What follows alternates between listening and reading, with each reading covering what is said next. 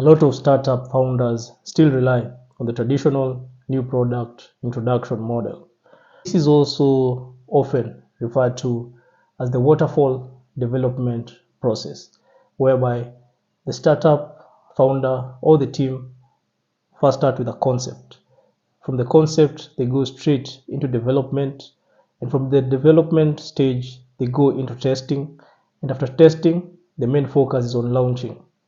This method or model used to work very well where the customer was known and the product which was needed by the customer was also known.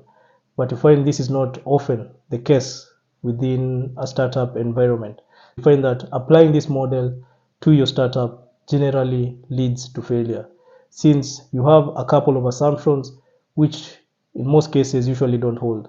The first assumption is that you know what the customer needs, which is not usually the case. Then from there, you also have another assumption that you know which product to build, or rather which features to include in your product. And then with that model, your main focus is not on iteration, but rather on the launch date. You also have another problem where your business plan presumes that there is no trial and error.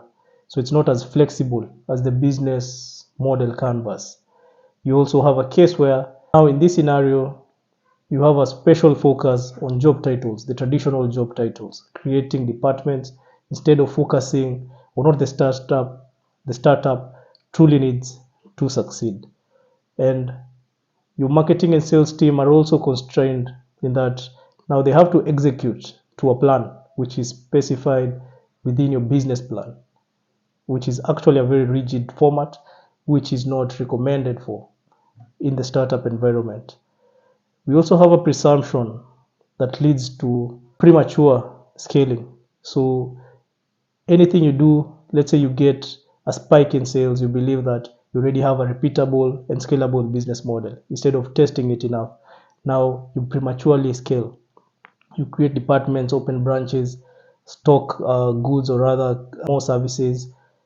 And then with this created problem now, you start managing by crisis, which generally leads to a death spiral because you're running around trying to fix everything instead of having focused even before starting to create your product, identifying the customer needs and being able to iterate and being flexible to know that when I'm starting or setting out to start my startup, things may not go out as I had planned.